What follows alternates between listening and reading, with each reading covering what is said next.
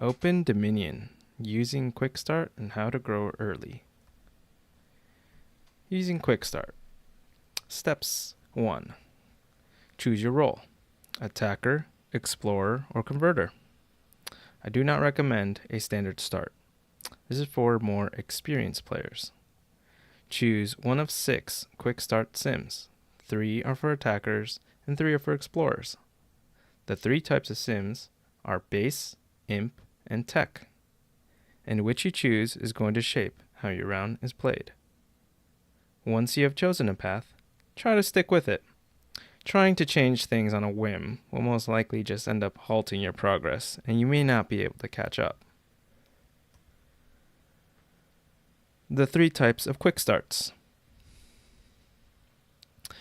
Base.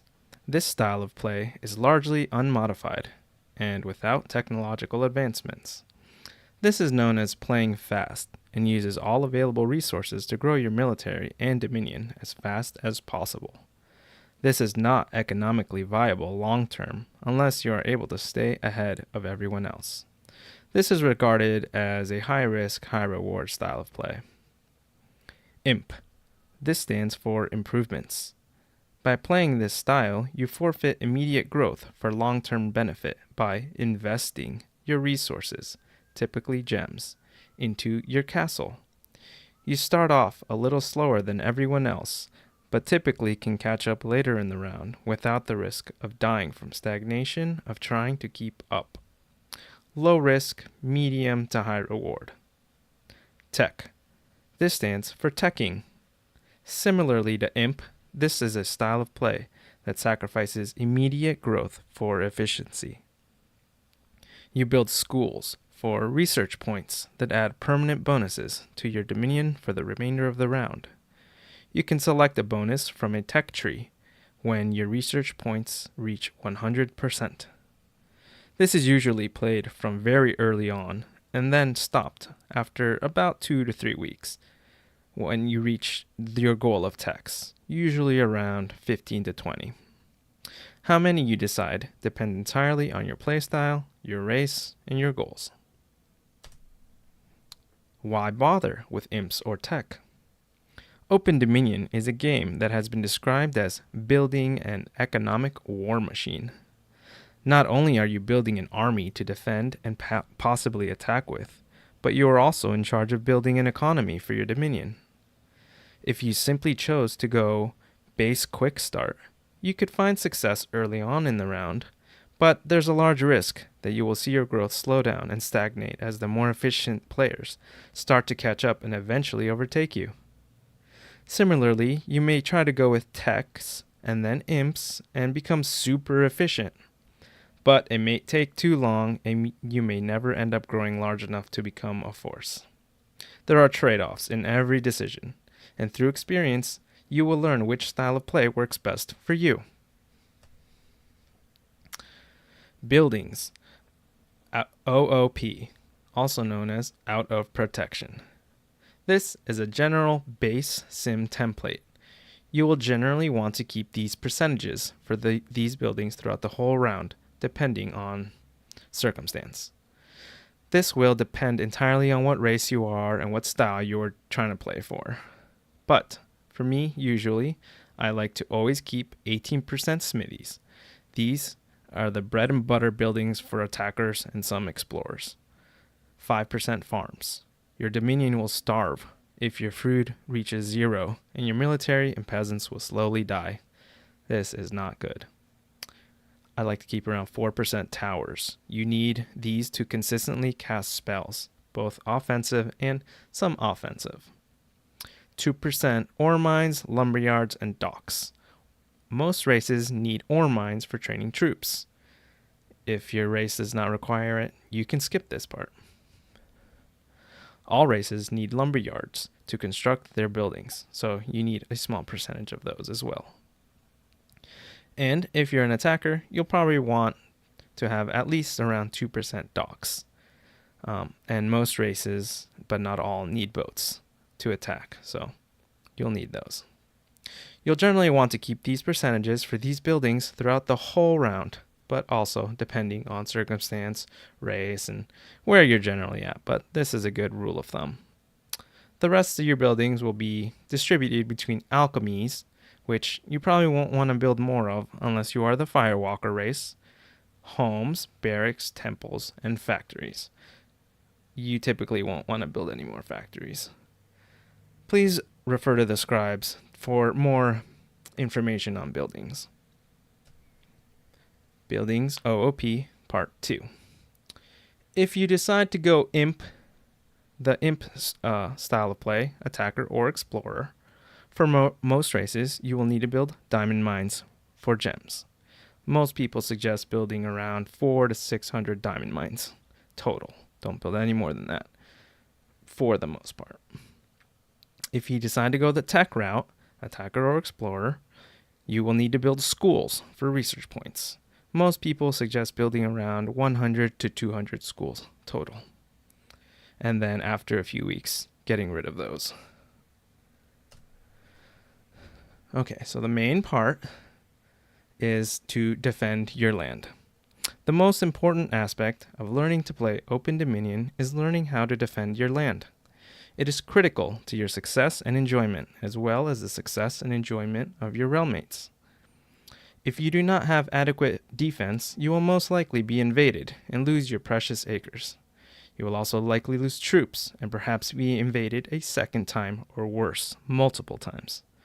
The best way to know how much defense you need is to stay informed. Luckily, there's a Realm Discord with which you can use to stay on top of who has the most offense in your range. Typically, your realmmates will be updating the top threats, known as top op, offensive power, throughout the round. If you aren't in a realm that talks about these kind of things every day, you'll most likely be doing these ops yourself, which is part of the magic and spy part of the game. It's pretty fun to do your own ops, I would say. Okay, OOP, coming out of protection. There's no way of knowing who has top op, but you can usually get by with having over 4,000 4K defense. Using a quick start build, you will start OOP with 600 land and you'll have adequate defense. From here on, however, you must start playing and training your troops yourself. You may do great or you may stumble, but it's all part of learning the game. Stay active on Discord and try to follow any advice your realmmates may offer. The first week of OpenDominion is usually the most active, as there is the most amount of people playing and everyone is trying to stay at the front of the pack. Do your best to build enough defense to keep growing, either by attacking or exploring.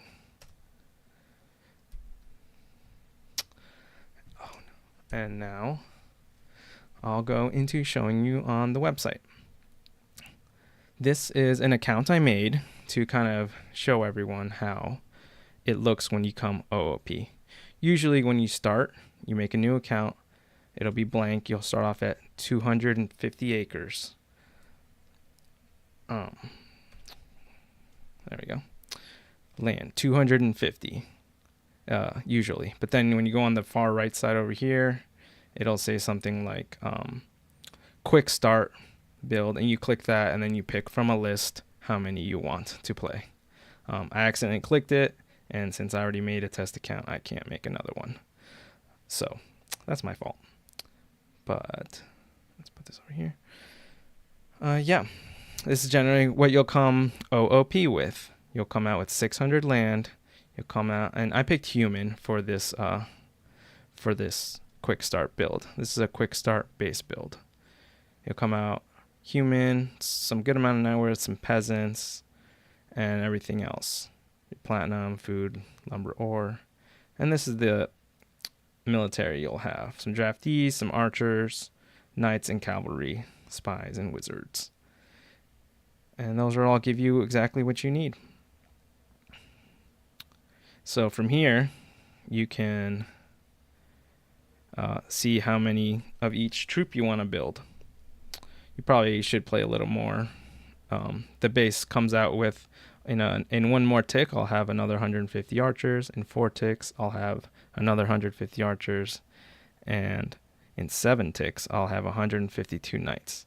Knights are much better than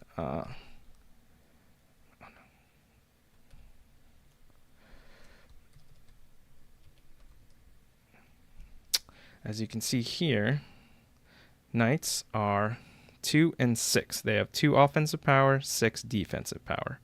Archers are 0 and 3, 0 offense, 3 defense. Spearmen are 3 and 0, 3 offense, no defense. And cavalry are 6 and 3, but they also have a special ability to them, and they come back from combat faster. So humans are pretty cool. They're solid. You want, usually these are known as defensive elites. It says it right there. And then the cavalry is an offensive elite. And it's a little too high up, but let's see if maybe I minimize. Offensive elite, yep. And that tells you a little bit about the unit. Minus 25 casualties, returns 3 hours faster from battle. Archers and that. So I can build a few hundred of those, and this really all comes down to what you want to build. I can build 851 spearmen, 851 archers, 300 knights, 267 cavalry, or a bunch of spies or wizards. Usually early on in the game, you don't really want to build too many spies and wizards. You want to focus on defense or offense. As an explorer, all you want to train is defense. As an attacker, you'll want to mix both. I can't really tell you right off the bat, but I usually try to build half and half of the amount I can build.